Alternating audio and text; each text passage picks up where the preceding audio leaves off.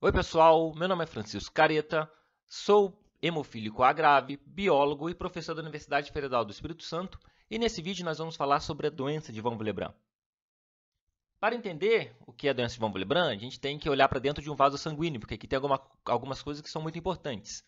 Então vamos, esse daqui é um tubo que é um vaso sanguíneo e existem dentro desse vaso umas células que são chamadas de células endoteliais, elas são bem importantes. Elas revestem todos os vasos e embaixo dessas células estão presentes as proteínas do colágeno, que são proteínas do colágeno subendotelial. Elas são importantes como nós vamos ver, por isso a gente está falando delas aqui. Também é importante dizer que as plaquetas, que elas têm uma relação com a coagulação do sangue, elas possuem algumas regiões que atuam na sua ativação para que aconteça a coagulação. Então vamos lá. Apareceu ali uma região que se liga a uma proteína chamada GPIB-alfa, tem um nome diferente assim mesmo. Tem uma outra região azulzinha que vai se ligar ao receptor de colágeno. E existe uma outra proteína que se chama alfa-2B beta-3 inativo. E aqui está a nossa proteína fator de Von Willebrand. Proteína fator de Von Willebrand, ela pode se ligar em 4 locais diferentes. Então vamos lá, o que a proteína de Von Willebrand faz? Ela se liga ao colágeno, ela se liga ao alfa-2B beta-3, se liga ao GPI-B-alfa e se liga também ao fator 8. Ali o fator 8, aquele que a gente vê na hemofilia A. Agora veja que interessante aqui. O fator de Von Willebrand ele é produzido dentro das células endoteliais e dentro da plaqueta. Então, essas células produzem o fator de Von Willebrand, liberam na circulação. O que é importante dizer também é que o fator de Von Willebrand ele tem uma região que se liga ao colágeno. Olha o colágeno ali no fator de Von Willebrand. A plaqueta também tem uma ligação ao colágeno. E o colágeno está ali protegido embaixo das células endoteliais. Olha que interessante, a gente vai ver isso depois. O fator de Von Willebrand também se liga a essa proteína ali, ó, que está corada com esse círculo verdinho. Vai se ligar onde? Na plaqueta. Olha, então a gente já viu que o fator de Von Willebrand também se liga à plaqueta. E o que mais? O fator de Von Willebrand, nesse círculo azul, é uma região que vai se ligar aonde? Lá na plaqueta. Então, a gente vê aqui que existe uma interação entre o fator de Von Willebrand, a plaqueta e as proteínas do colágeno subendotelial, e essa interação só vai existir quando ocorrer o rompimento de um vaso sanguíneo. Então, vamos lá. Está aqui a nossa plaqueta. Vamos colocar ela para esse lado aí. O que nós temos agora na nossa imagem? Uma plaqueta aqui embaixo, o fator de Von Willebrand aqui em cima. Eles ficam circulando. Normalmente, eles não interagem.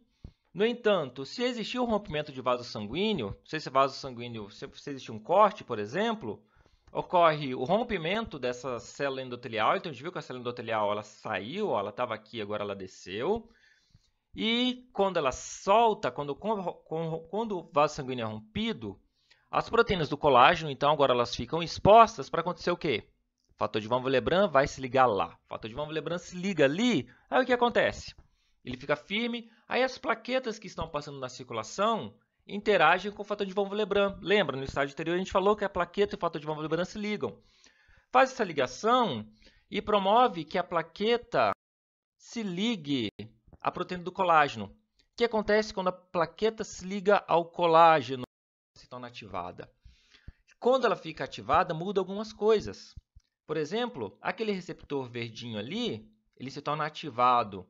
Agora, ele vai permitir a ligação de mais proteínas do fator de Von Willebrand, que vai se ligar ali naquele receptor.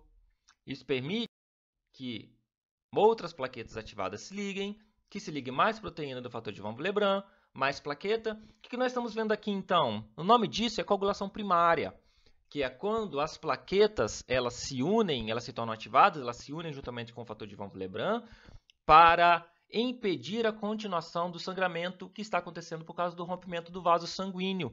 Então, o fator de Von Willebrand é importantíssimo na coagulação, porque ele promove essa ligação da plaqueta com o colágeno, e também o fator de Von Willebrand ele é importantíssimo porque ele carrega o fator 8. Ele carrega o fator 8 e isso serve para quê? Para estabilizar o fator 8 e aumentar a meia-vida do fator 8. Pois bem, então isso é coagulação primária, a agregação das plaquetas. A coagulação primária ela não é forte o suficiente para impedir a continuação do sangramento.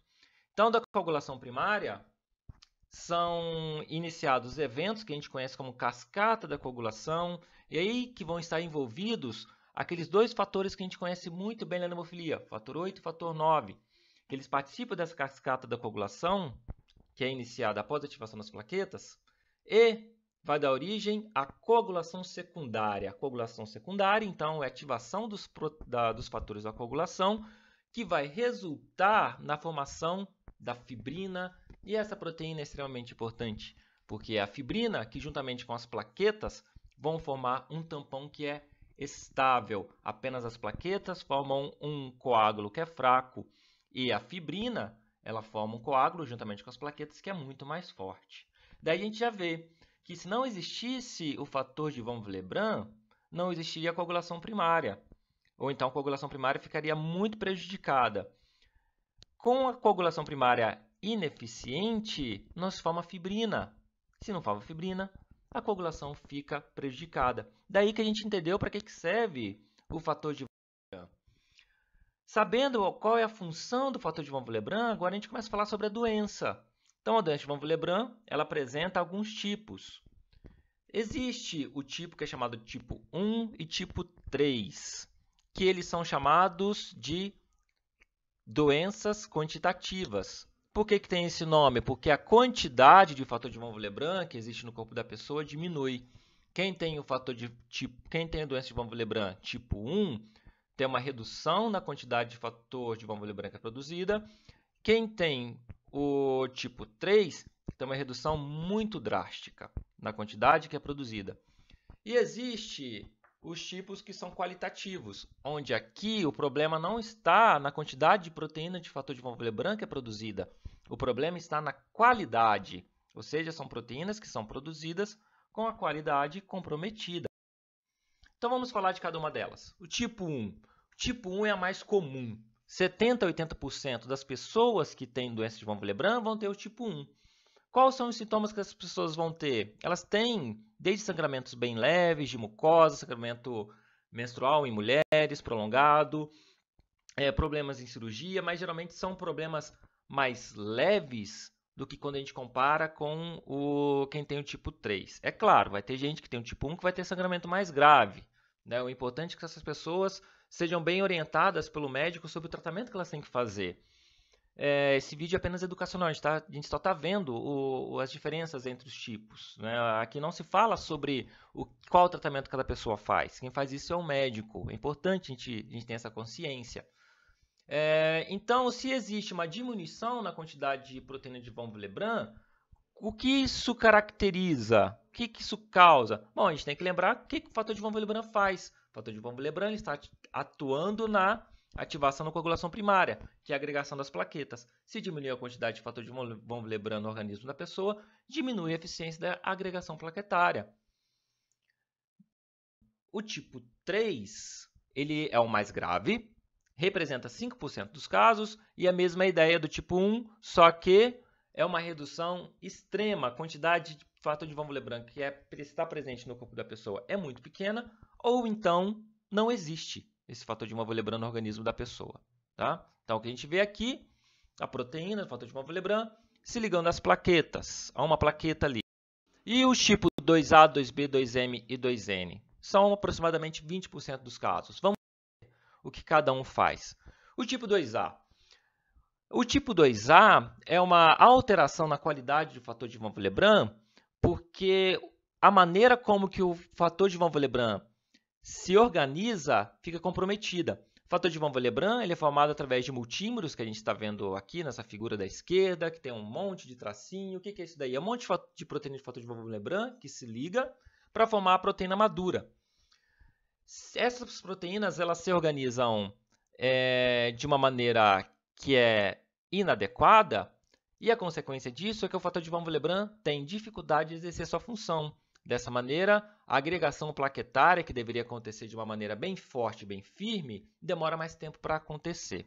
Então, os pacientes com tipo 2A são isso. Eles produzem fator de von Willebrand, só que no processo de produção dessa proteína, ela fica produzida de uma maneira que ela atua menos eficientemente. O tipo 2B. O tipo 2B ele tem uma característica interessante, porque a proteína de fator de von Willebrand ela adquire uma mutação de maneira que ela se liga à plaqueta em momentos que ela não deveria se ligar. Em que momento que uma plaqueta tem que ficar ativada? Quando ocorre o rompimento do vaso sanguíneo. Só aí. No entanto, como a proteína de fator de von Willebrand, quem tem o subtipo 2B está alterada, essa proteína do fator de von Willebrand se liga à plaqueta mesmo quando não precisa. Isso ocasiona o quê? Uma agregação das plaquetas, que a gente está vendo aqui na direita agora, quando não precisa. O que isso resulta? Plaquetas agregadas elas são levadas a serem destruídas. Por consequência, a quantidade de plaquetas no organismo de quem tem o tipo 2B geralmente é reduzido. E muitas vezes as pessoas elas têm um diagnóstico confundido com uma outra doença que é chamada de púrpura, que tem um tratamento diferente. O subtipo 2M também é uma diminuição da agregação plaquetária, porque as proteínas elas têm uma dificuldade de se ligarem ao colágeno. E se não se liga ao colágeno, mais uma vez, as plaquetas vão demorar mais tempo para se tornarem ativadas. A consequência vai ser que o fator 8 ele vai ter a sua vida muito diminuída. Quais são os tratamentos? Bom, um tratamento que pode ser utilizado, e mais uma vez, quem escolhe o tratamento é o médico. Esse vídeo é apenas informativo. Um tratamento que é utilizado é chamado de...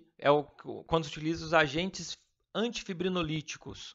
E qual é o princípio de um agente antifibrinolítico? Vamos lá, a gente tem que entender isso daqui. A fibrina, então, ela vai ser formada no final da coagulação. E o nosso organismo ele tem uma estratégia, que é não deixar formar muita fibrina. Por quê? Porque se formar muita fibrina, pode acontecer algo que também é danoso para o nosso corpo, que é um evento que a gente chama de trombose, que é quando o sangue coagula demais. O que o agente antifibrinolítico faz? Ele impede, ele diminui essa degradação da fibrina.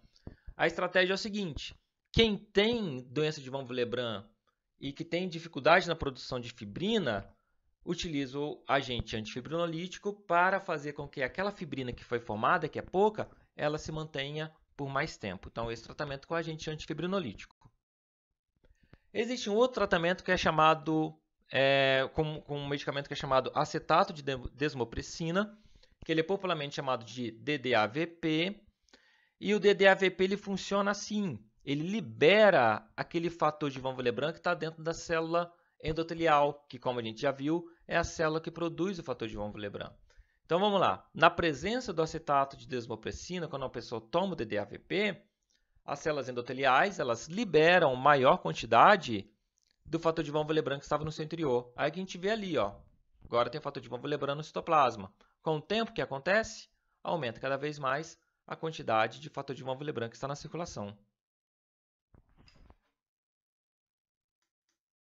E é isso.